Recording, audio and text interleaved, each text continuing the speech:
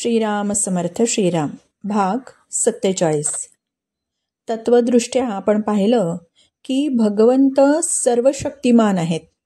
प्रकृती ही त्यांची शक्ती आहे. प्रकृतीची अशी स्वतंत्र सत्ता नाही. परमात्म्याच्या अधीन राहून संपूर्ण सृष्टीची ती रचना करत असते आणि जीव हा मात्र त्या प्रकृतीच्याच अधीन होतो. प्रकृतीशीच संबंध जोडतो, परमात्म्याला विसरतो आणि प्रकृतीच्या परिवर्तनामध्ये बद्ध होतो आणि जन्म मरणाच्या फेऱ्यामध्ये अडकतो. अगदी साध्या भाषेत सांगायचं झालं तर हा जीव जर परमात्म्याच्या पार्टीत जाईल, परमात्म्यालाच सर्वस्व मानेल, तर जन्म मरण चक्रामध्ये तो अडकणार नाही. उदाहरण घेऊ. एक निर्धन माणूस होता. जवळ काही सुद्धा संपत्ती नव्हती, शिक्षण नव्हतं, स्टेटस नव्हतं. पण हळूहळू त्यांनी पैसा कमवण्यासाठी शिक्षण घेतलं. बऱ्यापैकी पैसाही कमवला. मग घर बांधलं, संपत्तीचा संचय केला, मुलाबाळांकरता भरपूर कमावून ठेवलं. मोठमोठ्या लोकांशी मग ओळखी झाल्या. त्यांच्यात आता उठणं बसणं वावरणं सुरू झालं. होता होता तो नगराचा मुख्य अधिकारी झाला.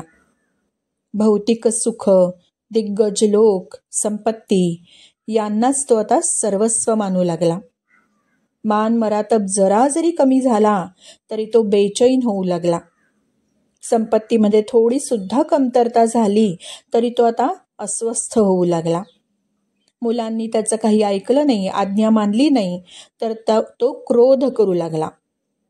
वस्तू, विषय, लोक यांच्या सानिध्याने त्याच्यामध्ये अपेक्षा निर्माण झाल्या, आसक्ती आली आणि अपेक्षाभंगाच्या दुःखाबरोबर मग द्वेष, क्रोध, अविवेक आपसुकच आला. यालाच कर्मणा बध्यते जंतुः असं म्हटलेलं आहे. आसक्ती आणि कर्तृत्वाचा अभिमान. आसक्तीमुळे आणि कर्तृत्वाच्या अभिमानामुळे तो कर्मात बांधला गेला. सर्व काही हे भगवंतानी केलंय हे मानायलाच तो तयार नाही.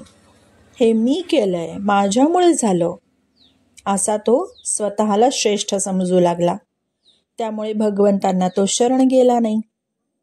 ज्या भगवंतांशिवाय वृक्षाचं पानही हलत नाही, अशा सर्व समर्थ भगवंतांनीच दिलेल्या शक्तीमुळे तो हे सर्व करू शकला, हे मात्र तो साफ विसरला आणि त्यामुळे शेवटी दुःख आणि अशांती याशिवाय त्याला काहीही मिळालं नाही.